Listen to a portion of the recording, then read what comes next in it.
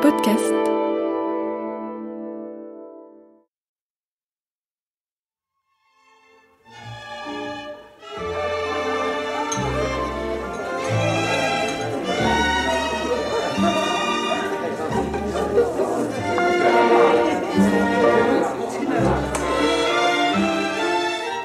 Qui dois-je annoncer, monsieur? Arsène Lupin, gentleman cambrioleur. La radiodiffusion-télévision française vous présente une production de Maurice Renaud, Les aventures d'Arsène Lupin, adapté par Jean Marcillac d'après l'œuvre de Maurice Leblanc. Réalisation, Abder Isker.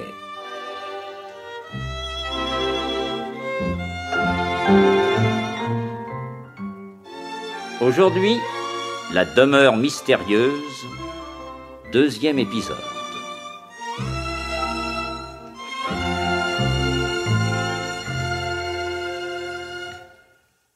Bonsoir mes chers amis. Je vous ai raconté la semaine dernière comment, en 1910, au cours d'un gala de bienfaisance à l'opéra, une chanteuse de café-concert, Régine Aubry, avait été enlevée alors qu'elle présentait au public une robe constellée de diamants appartenant au richissime lapidaire Van Nooben. Elle a été jetée dans une automobile, emmenée dans un hôtel particulier, puis obligée d'abandonner sa robe aux mains de ses ravisseurs.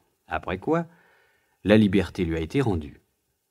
8 jours plus tard, un mannequin de haute couture, Arlette Mazzol, est enlevé et emmené dans le même hôtel particulier que Régine Aubry.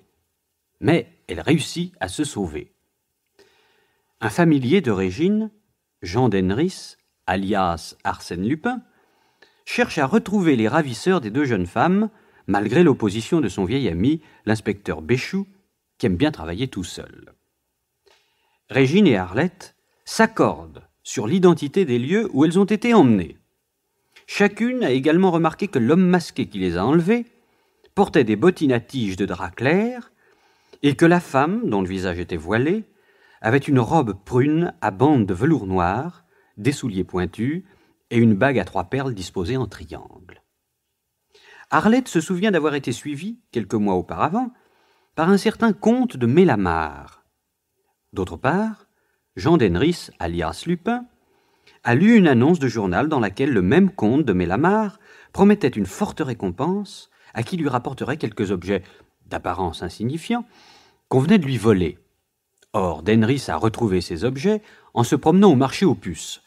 Il prend rendez-vous avec le comte pour aller les lui remettre, et il se fait accompagner par Régine et Arlette qui constatent que la demeure du dit comte est, sans nul doute possible, l'hôtel particulier où elles ont été amenées par leurs ravisseurs.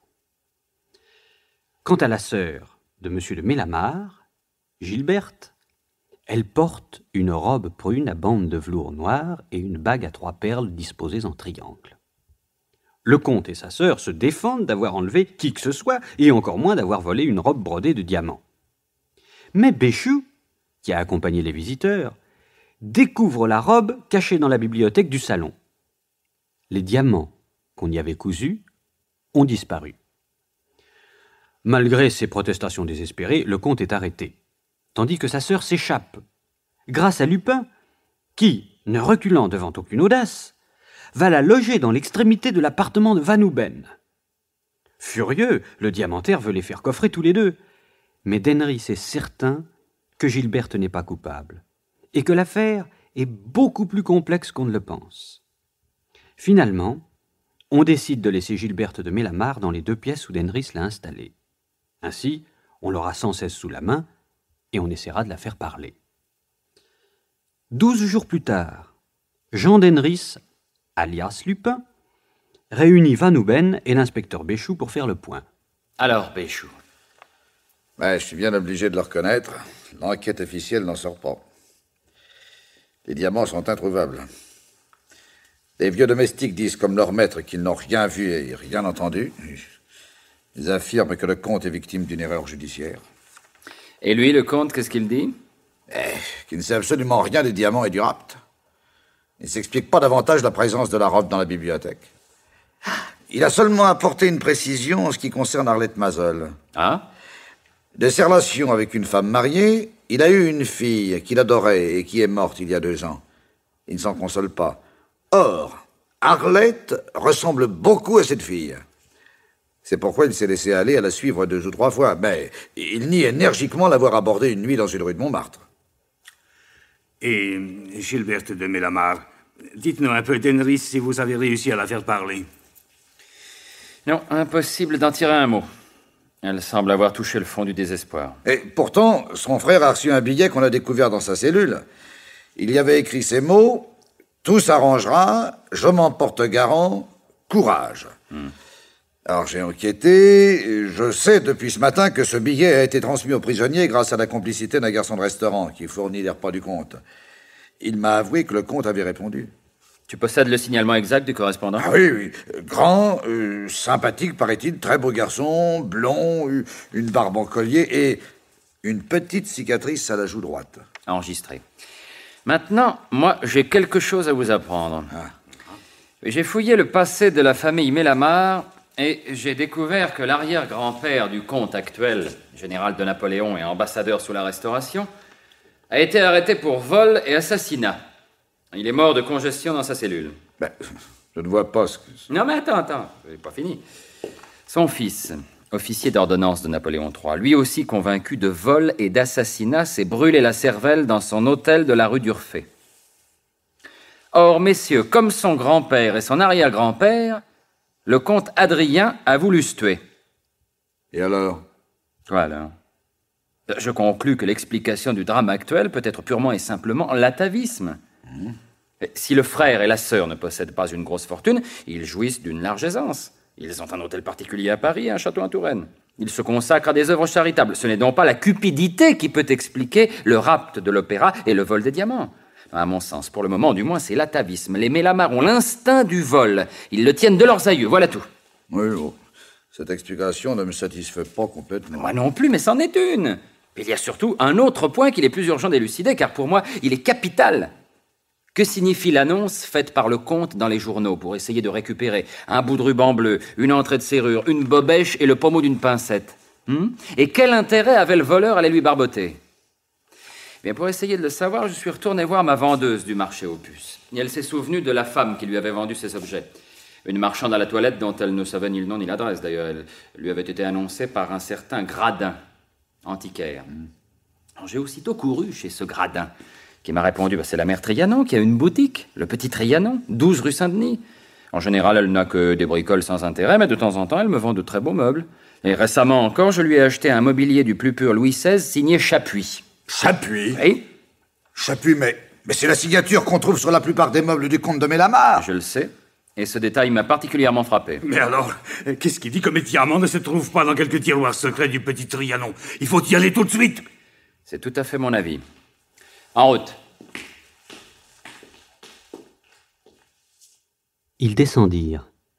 Jean d'Henris se mit au volant de sa 40 chevaux, et arrivés rue Saint-Denis, tous trois s'arrêtèrent non loin du Petit Trianon. Du trottoir, ils jetèrent un coup d'œil dans l'intérieur de la boutique. Eh ben, dis donc. Elle est pas belle, la mère Trianon. Et t'as vu avec qui elle parle? Oh! Un grand blond avec la barbe en collier. Et une cicatrice à la joue droite. Le type qui a fait passer un billet au comte de Mélamar dans sa prison. Mais oui, aucun doute. Béchou, tu vas rester ici sur le trottoir. Varnou Ben et moi, nous allons entrer pour acheter n'importe quoi, histoire de nous rendre compte. Entendu, allez-y. Vous venez, Varnou Ben.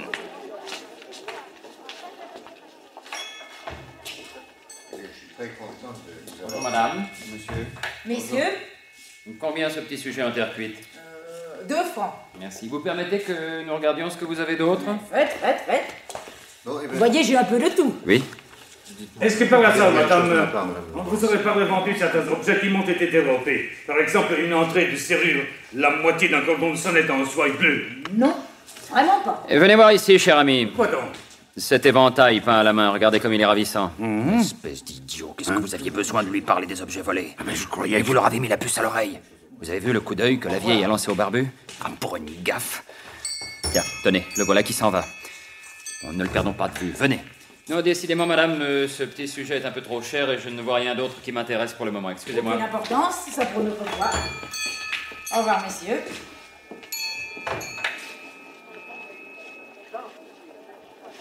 Alors, Béchou?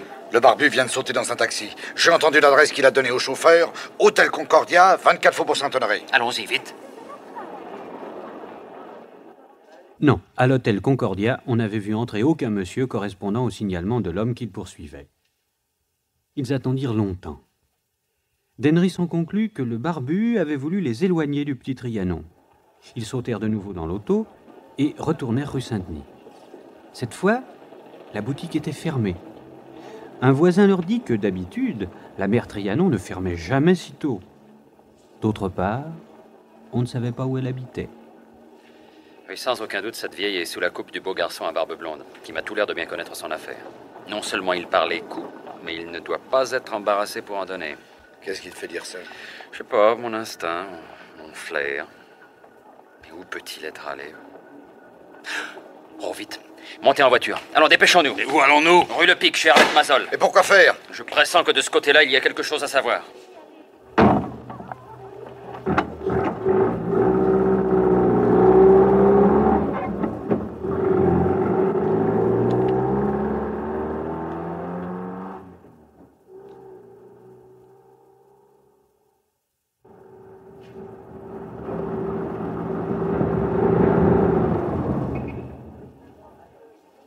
Rue Le Pic, tout le monde descend.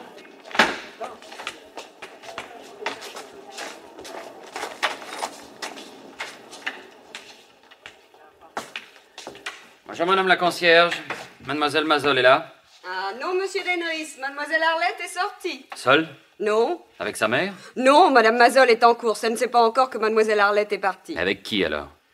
Un monsieur qui est venu la chercher en taxi-auto. Un grand, avec une barbe blonde en collier? Oui, c'est ça. C'est la première fois que vous le voyez? Oh, ben non. Toute cette semaine, il est venu voir ses dames après le dîner. Vous connaissez son nom?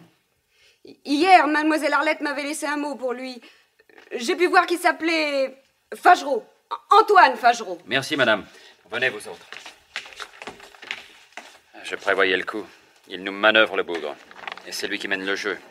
Mais bon sang qu'il n'essaie pas de toucher à la petite. Mais ça ne doit pas être son but, puisqu'il est venu plusieurs fois et qu'elle semble l'avoir suivi de son plein gré. Mais qu'est-ce qu'il peut y avoir là-dessous? Pourquoi ne m'a-t-elle pas parlé des visites de ce type-là? Monsieur est jaloux.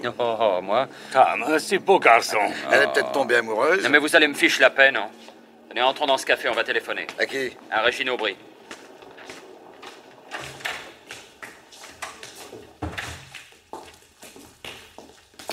Le téléphone, s'il vous plaît. Cette porte-là, monsieur. Merci.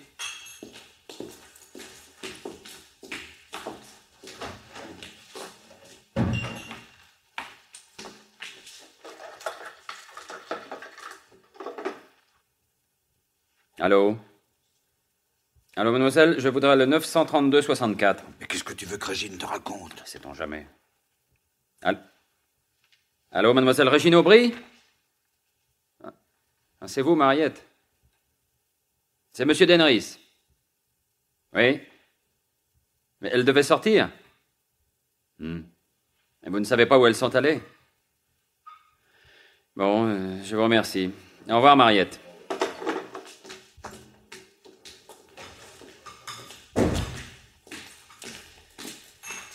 Régine vient de sortir avec Arlette qui est venue la chercher.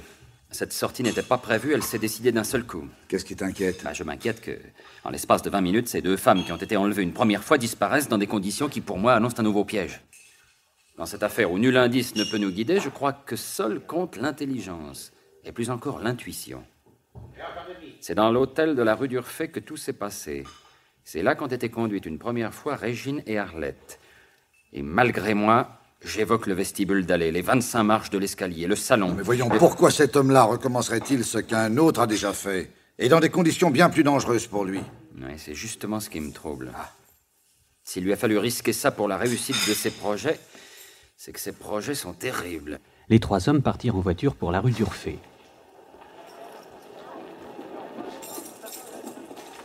Denris sortit de sa poche un trousseau de clés et ouvrit la petite porte du jardin par laquelle, 15 jours plus tôt, Arlette s'était enfuie. Ils traversèrent les pelouses, faiblement éclairées par le clair de lune, et pénétrèrent dans l'hôtel par le sous-sol. Guidés par la lueur d'une lampe de poche, ils gagnèrent le rez-de-chaussée, puis le premier étage. il y avait de la lumière sous la porte du grand salon. Denris, qui décidément connaissait fort bien les êtres, entra doucement dans le boudoir voisin. Il savait y trouver une double porte condamnée qui faisait autrefois communiquer les deux pièces. Dans le grand salon, cette double porte était masquée par une grande tapisserie très ancienne. Denris introduisit une fausse clé dans la serrure et la porte s'ouvrit sans le moindre grincement. La tapisserie avait légèrement bougé au courant d'air. Ils attendirent qu'elle se fût immobilisée.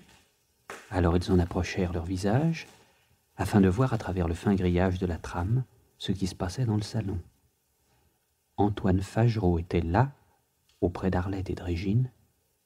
Il semblait attendre quelque chose. Vous pensez que cette personne va venir? Je l'espère. Sa promesse a été formelle, sans même que j'ai eu besoin d'insister. Mais vous êtes certain que le domestique entendra le timbre? Il a bien entendu quand nous avons sonné. Bien sûr, mais... Allons, ma petite Arlette, ne soyez pas nerveuse.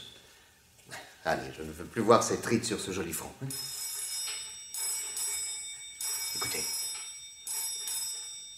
C'est le signal. Que va-t-il ressortir de tout cela? Ah, quelle aventure! Restez calme. On monte l'escalier. Je veux au-devant d'elle.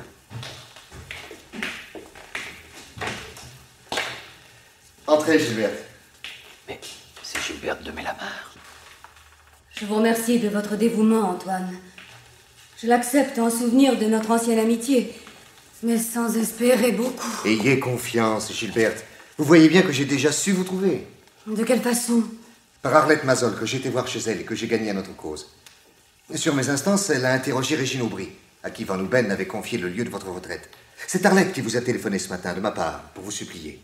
Je suis venue furtivement, et à l'insu de l'homme qui jusqu'ici m'a protégée, et à qui j'avais promis de ne rien faire sans l'avertir. Vous le connaissez? Jean Denris. Oui, parce que m'en a dit Arlette, qui elle aussi regrette d'agir en dehors de lui. Mais il le fallait. Je me défie de tout le monde. Il ne faut pas se défier de cet homme-là, Antoine. Plus que de tout autre, au contraire. Je l'ai rencontré tantôt chez une revendeuse que je cherche depuis des semaines, et qui a eu entre les mains les objets volés à votre frère. Il était là, lui aussi, avec Van Houben et le policier Béchou. J'ai senti peser sur moi son regard hostile et soupçonneux. Il a même voulu me suivre. Dans quelle intention, ça? Il pourrait peut-être vous aider. Jamais. Collaborer avec cet aventurier qui sort on ne sait d'où, avec ce Don Juan équivoque et cauteleux, qui vous tient toutes sous sa domination, ah non. D'ailleurs, nous ne poursuivons pas le même but. Le mien est d'établir la vérité. Le sien de capter les diamants au passage. Qu'en savez-vous? Oh, je le devine. Son rôle m'apparaît de plus en plus clairement. C'est d'ailleurs l'opinion de Béchou et de Van Houben. Opinion fausse. Peut-être. Mais j'agis comme si elle était vraie. Maintenant, parlez. Que dois-je faire? Persuader de votre innocence Régine Aubry et Arlette Mazol, qui vous ont accusé, vous et votre frère. J'ai réussi par ma seule conviction à éveiller leurs doutes et à préparer cette entrevue. Vous seul pouvez terminer ce que j'ai entrepris. Oh, mon Dieu. Mais comment? En parlant. Mais je ne sais rien. Si, vous savez certaines choses. Quand vous ne sauriez que les raisons pour lesquelles votre frère et vous, innocents tous deux, vous ne vous êtes même pas défendus. Toute défense est inutile. Mais je ne vous demande pas de vous défendre, Gilberte. Je vous demande les motifs qui vous obligent à ne pas vous défendre. Sur les faits d'aujourd'hui, pas un mot, soit.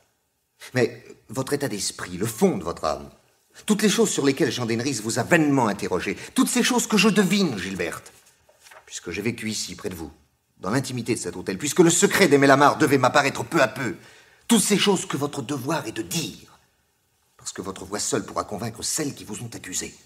À quoi bon? Comment à quoi bon? Mais demain, elles vont être confrontées avec votre frère. Eh bien, que leur témoignage soit plus hésitant, moins affirmatif. Quelle preuve réelle restera-t-il à la justice? Rien ne servirait à rien. Il n'y a que le silence. Et la mort? La mort? Oui. J'ai communiqué avec votre frère. Je lui ai écrit que je vous sauverai tous deux et il m'a répondu. Il vous a répondu? Voici son billet, lisez. Merci. J'attendrai jusqu'à mardi soir, sinon... Mais mardi, c'est demain! Oui, demain. Si demain soir, après la confrontation, Adrien de Mélamar n'est pas libéré ou sur le point de l'être, il mourra dans sa cellule. Enfin, ne pensez-vous pas, Gilberte, qu'une tentative doit être faite pour le sauver? Il n'y a pas de secret d'aimer la mare. Admettre qu'il y en est un, ce serait vouloir effacer des fautes que ni mon frère, ni moi, ni nos ancêtres n'avons commises. Eux, comme nous, sont innocents. Bien sûr, toutes les preuves nous accablent. Mais enfin, nous savons, nous, que nous n'avons pas volé. Je sais que ni Adrien ni moi n'avons amené ces jeunes femmes ici, que nous n'avons pas pris les diamants, ni caché cette robe. Nous le savons. Et nous savons bien aussi qu'il en a été de même pour notre grand-père et son père. Toute notre famille a toujours su qu'ils étaient innocents. C'est une vérité que mon père nous a transmise, et qu'il tenait de ceux-là même qui avaient été accusés. Mais voyons, la probité et l'honneur sont de règle chez nous. Si loin qu'on remonte dans notre histoire, on ne trouve aucune faiblesse. Voyons, ils étaient riches et honorés. Pourquoi auraient-ils agi sans raison? Et pourquoi mon frère et moi aurions-nous, sans raison, menti à notre passé? Je sens à quel point vous êtes sincère, madame. Et alors? Alors, nous sommes les victimes de je ne sais quelles intrigues. Voilà 3/4 de siècle que nous sommes frappés sans relâche. Oh, peut-être au début, notre arrière-grand-père aurait-il pu se défendre, malgré les charges terribles qui pesaient contre lui. Malheureusement, éperdu d'indignation, il est mort dans sa cellule. Et 25 ans plus tard, son fils n'offrait déjà plus la même résistance quand des charges terribles s'accumulèrent aussi contre lui. Traqué de toutes parts, effrayé de se sentir impuissant, se rappelant le calvaire de son père, il s'est suicidé. Continuez, madame. Eh bien, chez nous, une légende est née. Une légende de malédiction qui s'appesantit sur cet hôtel où le père et le fils avaient vécu et où l'un et l'autre avaient été frappés. Brisée, sans force pour lutter, notre grand-mère s'est réfugiée chez ses parents à la campagne. Elle y a élevé son fils, notre père, lui enseignant l'horreur de Paris et lui faisant jurer de ne jamais rouvrir cet hôtel. C'est parce qu'il s'est marié en province qu'il a été sauvé de la catastrophe qui l'aurait écrasé à son tour. Mais qu'en savez-vous? Mais oui, il aurait été écrasé comme les autres. Parce que la mort est ici, dans cet hôtel. C'est ici que le mauvais génie des Mélamar nous frappe. C'est pour nous être insurgés contre lui, après la mort de nos parents, que mon frère et moi, nous subissons aujourd'hui l'impitoyable loi. Mais dès les premiers jours, quand nous avons franchi la porte de la rue d'Urfé, arrivant de province, plein d'espoir, oublieux du passé, joyeux d'entrer dans la demeure de nos ancêtres, dès les premiers jours, nous avons senti la menace sournoise du péril. Mon frère surtout. Moi, je me suis mariée, j'ai divorcé, j'ai été heureuse et malheureuse. Mais Adrien, lui, tout de suite, est devenu sombre. Sa certitude était si grande qu'il a résolu de ne pas se marier. En coupant court à notre lignée, il conjurait le sort. Il interrompait la série des drames. Il serait le dernier des Mélamar. Il avait peur. Mais peur de quoi? Bien, de ce qui allait advenir. Et de ce qui est advenu au bout de 15 ans. Mais rien ne le laissait prévoir. Mais non, le complot se tramait dans l'ombre. Les ennemis rôdaient autour de nous. L'investissement de notre demeure se poursuivait, se resserrait. Et l'attaque a surgi brusquement. Quelle attaque? Mais celle qui s'est produite il y a quelques semaines. Incident en apparence naturelle, mais avertissement terrible. Eh bien, un matin, mon frère s'est aperçu que certains objets avaient disparu. Ouf, des objets insignifiants, un cordon de sonnette, une bobèche, mais qu'on avait choisi exprès au milieu de bibelots précieux pour bien marquer que l'heure était venue et que pour nous, un drame allait commencer. Oh, Adrien a essayé de lutter. Il a fait passer des annonces pour retrouver les objets volés. Pour lui, si l'hôtel rentrait en possession de ce qui lui avait été pris, si les objets retrouvaient l'emplacement qu'ils occupaient depuis 1 siècle et demi, ces forces mystérieuses qui voulaient nous persécuter seraient serait neutralisé. Mais que peut-on faire quand on est condamné d'avance? Un jour, vous êtes venus toutes les deux, vous que nous n'avions jamais vues. Et vous nous avez accusés de choses auxquelles nous ne comprenions absolument rien. Et ça a été fini. Il n'y avait pas à se défendre, nous nous trouvions désarmés. Pour la 3e fois, les Mélamar étaient vaincus sans savoir pourquoi. Et le même dénouement allait mettre fin à ces épreuves. Le suicide, la mort. Arlette, tout ce que vient de dire Gilberte, vous le croyez, n'est-ce pas? Oui. Et vous aussi, Régine? Oui. Alors dans ce cas, nous devons agir en vue de libérer au plus tôt le comte de Mélamar. Cela, vous le pouvez. Mais comment? Eh bien, en atténuant vos dépositions, en accusant avec moins de conviction, en créant le doute par des affirmations moins catégoriques. Je ne peux tout de même pas nier qu'on m'a amené dans ce salon. Mais êtes-vous sûr d'y avoir été amené par monsieur et madame de Mélamar? J'ai reconnu la bague. Vous ne pouvez pas le certifier. Tenez, que vous consentiez à dire seulement avec hésitation, cette bague ressemble à celle que j'ai vue. Il me semble cependant que les perles n'étaient pas disposées de la même façon et l'opinion du juge est considérablement modifiée. Pour cela, il faudrait que Madame de Mélamar assiste à la confrontation. Elle y assistera. Moi? Gilberte, il le faut. Il ne s'agit plus de tergiverser ou de fuir. Votre devoir est de faire face à l'accusation, de vous défendre pied à pied, de secouer cet engourdissement de la peur et de la résignation absurde qui vous a tous paralysés, et d'entraîner votre frère à lutter lui aussi. Je veux que vous couchiez ce soir dans cet hôtel comme si Jean d'Henris n'avait pas eu l'imprudence de vous le faire quitter. Et quand la confrontation aura lieu, vous vous présenterez. La victoire est certaine, mais il faut la vouloir. Mais on m'arrêtera. Non. Nous vous aiderons, madame. Mais notre bonne volonté suffira-t-elle? Puisque nous avons été conduites ici, l'une après l'autre, que nous avons reconnu ce salon et qu'on a retrouvé la robe dans cette bibliothèque, la justice voudra-t-elle admettre que Madame de Mélamar et son frère ne sont pas coupables, ou tout au moins complices? Ils étaient dans cet hôtel quand nous y étions. Comment auraient-ils pu ignorer notre présence? Mais ils n'ont rien vu, rien su. Allez, pour l'admettre, il faut connaître la disposition de l'hôtel. Au second étage, à gauche, les appartements d'Adrien et Gilberte de Mélamar, où ils dînent et où ils passent la soirée. À droite, au fond, la chambre des domestiques. En bas, au milieu, personne. Et personne non plus dans la cour et dans les communs. Terrain d'action entièrement libre. Où vous avez été amenés toutes deux et d'où vous, Arlette, vous vous êtes enfuis. Le comte, sa sœur et leurs ancêtres ont été perdus parce que l'hôtel de Mélamar est disposé de cette façon. Et 3 fois, le même complot aurait été fomenté par des malfaiteurs nouveaux, parce qu'ils auraient constaté la disposition de ces lieux? Des malfaiteurs nouveaux, oui, mais des malfaiteurs parfaitement initiés par une tradition familiale. Depuis des générations, ils ont déclaré au Mélamar une guerre secrète, entièrement basée sur la convoitise et la rapine. Mais pourquoi ces gens viennent-ils ici? Ils auraient tout aussi bien pu dépouiller Régine Aubry dans l'automobile. Ils l'ont transporté dans cet hôtel afin que les Mélamar soient accusés. Mais moi, on ne pouvait rien me voler, je ne possède rien. Cet homme vous poursuivait peut-être par amour. Et il voulait qu'Adrien de Mélamar fût accusé de votre disparition.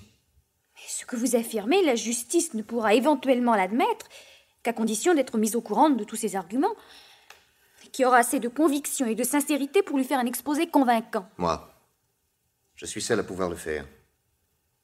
Je me présenterai demain en même temps que Gilberte, comme son amie d'autrefois, et j'avouerai même sans honte que ce titre d'ami, j'aurais été heureux si elle y avait consenti de le changer contre un titre plus accordé aux sentiments que j'avais pour elle.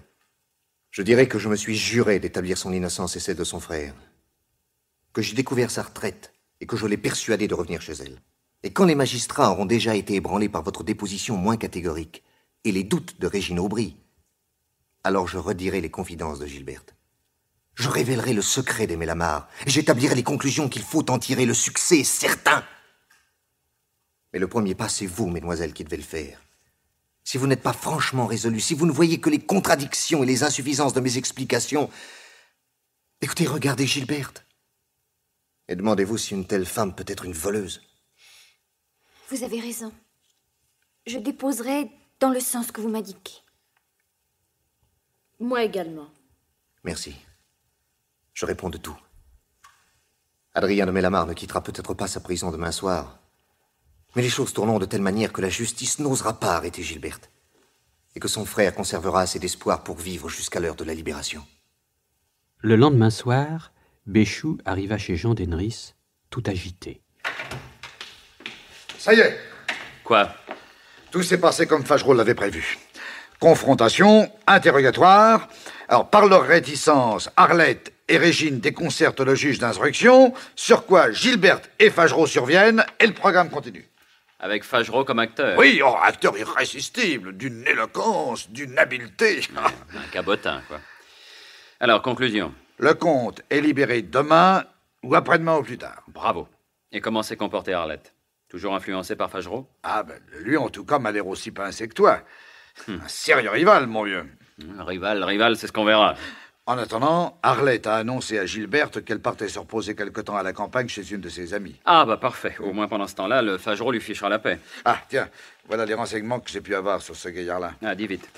Voilà. Fagerolles Antoine, René, Michel, 29 ans d'après son passeport. Né à Buenos Aires, de parents français décédés. Aurait bien voulu épouser il y a quelques mois Gilberte de Mélamar. Il habite l'hôtel Mondial, 27 rue de Châteaudun. Et c'est tout ce qu'on sait pour le moment. Bah dis donc, c'est pas Bézef, hein. Ah, j'ai aussi des renseignements sur les gens du Petit Trianon. Oui. Le bail de la boutique est au nom d'une demoiselle Laurence Martin. La mère Trianon? Non, la mère Trianon serait la sœur de cette demoiselle Laurence Martin. Qui demeure? Je ne sais pas. Le bail date de 11 ans et l'adresse qui est inscrite n'est plus la bonne. Et comment paye-t-elle ces termes? Par l'intermédiaire d'un très vieux bonhomme qui boite. Il apporte l'argent au propriétaire, on lui remet la quittance au nom de Laurence Martin, et tout est dit. Mais ce vieux qui boite, oui. C'est peut-être le père de Laurence et de la mère Trianon. Il formerait dans ce cas une famille qui ne peut pas ignorer la famille de la rue d'Urfé, puisqu'ils connaissent Antoine Fagerolles. Évidemment, nous l'avons vu dans la boutique du Petit Trianon. Et si la famille Martin était cette famille qui poursuit depuis des générations les comtes de Mélamar? Tu crois? Après tout, pourquoi pas? 8 jours plus tard, Jean d'Henris recevait une nouvelle visite de Béchou. Ça se corse. Ah, quoi? Tu liras dans les journaux de demain matin que le conseiller municipal Le Courseux vient d'être assassiné. Par qui? Par Laurence Martin et le Boiteux. Oh, sans blague. Oui, tu sais que Le Courseux jouissait en tant que conseiller municipal d'une réputation assez douteuse. Oui, j'ai déjà eu affaire à lui. Alors, pour remonter le courant, il nous a alertés au sujet d'une certaine dame qui lui avait offert 50 000 francs pour changer les conclusions d'un rapport qu'il devait déposer à l'hôtel de ville. Elle venait aujourd'hui à 5 heures à son domicile personnel pour lui remettre l'argent. Il demandait que des policiers soient cachés dans la pièce voisine pour prendre la dame en flagrant délit de corruption. Ah, on se réhabilite comme on peut. Oui, mais quand les policiers ont voulu pénétrer dans le bureau au moment où l'argent était sur la table, oui. La femme avait poussé le verrou intérieur. Ils ont tenté de faire le tour par l'antichambre, mais l'autre porte était bloquée par un coin d'acier. Il avait été posé par un vieux boiteux qui attendait dans l'entrée. Coup de feu! Quand les policiers ont réussi à sortir, ils ont trouvé le Courseux baignant dans son sang. Il était mort. Mais comment sais-tu que cette femme était Laurence Martin? Elle s'est présentée au conseiller municipal sous un faux nom, naturellement. Mais le Courseux l'avait déjà rencontrée autrefois. Il l'avait parfaitement identifiée. Et puis, la présence du vieux boiteux. Oui, évidemment. Et ce fameux rapport qui allait être déposé à l'hôtel de ville, sait-on de quoi il parlait? Non, mais j'ai relevé les titres des dossiers qui étaient sur le bureau de la victime. Ah bon? Bien. Alors, rapport sur les abattoirs, rapport sur les halles, rapport sur le prolongement de la rue Vieille du Marais. Bon, laisse-moi ce papier-là, j'y réfléchirai. Rien d'autre à signaler? Non. Ah si. Arlette n'a pas quitté Paris. Ah. Je l'ai aperçue ce matin qui attendait quelqu'un dans une rue voisine de chez elle. Ça, par exemple. Et qui était-ce? Fagerolles. Ils sont partis ensemble. Quelle heure est-il? 3h moins 10. Je file chez Arlette. Oui, embrasse-la pour moi, hein. Rue Le Pic, Jean d'Henris ne trouva que Madame Mazol. Je suis navrée. Arlette vient de partir. Pour longtemps? Elle m'a dit qu'elle allait voir un mannequin qui est malade, une jeune fille qui s'est recommandée à elle dans une lettre reçue ce matin. Vous savez combien Arlette est bonne et quelle gentillesse elle s'occupe de ses camarades. Et cette jeune fille demeure loin? Ah, ça, j'ignore son adresse. Dommage. J'avais tant de choses importantes à dire à Arlette. Attendez. Mais oui, elle a dû jeter la lettre de ce matin dans cette corbeille. Allez, tenez, la voici. Cécile Éluin, 14 boulevard de Courcy, Levallois-Perret. Le temps d'y aller par le métro, elle y sera vers 4 heures. Sans doute va-t-elle y rejoindre Monsieur Fagerolles. Oh, ça m'étonnerait. Monsieur Fagerolles vient souvent ici. Ah, il vient souvent? Presque tous les soirs. Il cause de tous ces projets auxquels Arlette tient tant. Vous savez, cette caisse de secours pour les cousettes et les mannequins. Alors, Monsieur Fagerolles lui offre de gros capitaux. Il est donc si riche? Eh oui, je crois. Elle est si sympathique. Il est plein d'attention pour nous. Tout ça finira par un mariage. Oh, ça, je ne sais pas. Arlette n'est pas toujours aimable avec lui. À la suite de tous ces événements, elle est devenue un peu nerveuse. Mais enfin, il m'en voit clair. Monsieur Fagerolles ne lui est pas du tout indifférent. Profondément agacé par tout ce qu'il venait d'entendre, Denris prit congé de Madame Mazol et, au volant de son automobile, il gagna le Valois-Perret. Le boulevard de Courcy avait été récemment tracé et, parmi des terrains vagues qui avoisinaient la Seine, il découvrit une allée étroite et boueuse, à l'extrémité de laquelle il vit un numéro 14 inscrit au goudron sur une barrière à moitié démolie. Un hangar en planche, et au premier, Dieu sait quoi. Et c'est dans ce taudis qu'habiterait une jeune fille malade. Un mannequin de haute couture. Bizarre. Oui. Je pencherais plutôt à croire qu'on a tendu un joli petit piège à mon Arlette. Agent d'exécution, Laurence Martin, la mère Trianon et le vieux qui boite. Et comme chef, Antoine Fagerolles. Trop poli pour être honnête, ce gars-là. J'ai des intuitions qui ne me trompent pas. Enfin, on verra bien. Un écriteau. Frappé. Mille excuses, je ne frapperai pas. J'ai mon trousseau de clés.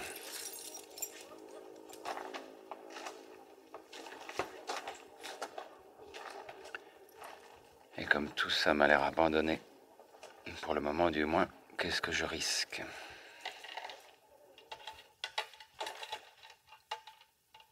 Non, pas cette clé-là. Celle-là non plus.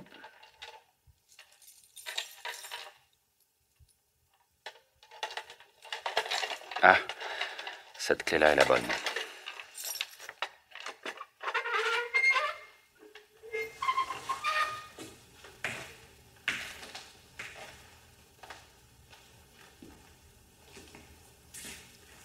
On dirait un garage.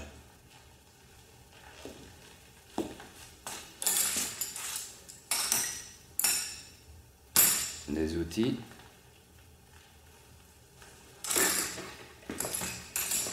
Des pièces détachées.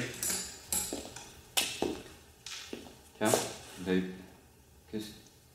bidons d'essence. Oh, puis il y en a un régiment. Et un atelier de réparation. Transformé en dépôt d'essence.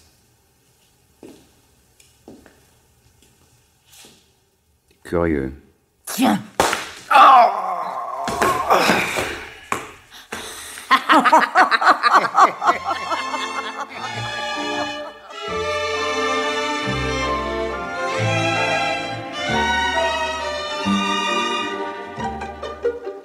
Dans la série Les aventures d'Arsène Lupin, vous venez d'entendre, adapté par Jean Marcillac, d'après le roman de Maurice Leblanc, La demeure mystérieuse, 2e épisode. Prise de son René Cambien, bruitage Henri Saint-Georges, assistante Claude Jean Mailleur, réalisation Abder Isker. Avec, dans le rôle d'Arsène Lupin, Michel Roux. Et Jacques Mauclair, Michel Gatineau, Marcel Lestan. Avec Anna Gaylor, Liliane Baer, Germaine Delbas, France Ellis, Hélène Surgère et Catherine Sellers. Le conteur Robert Marcy, speaker Maurice Princet.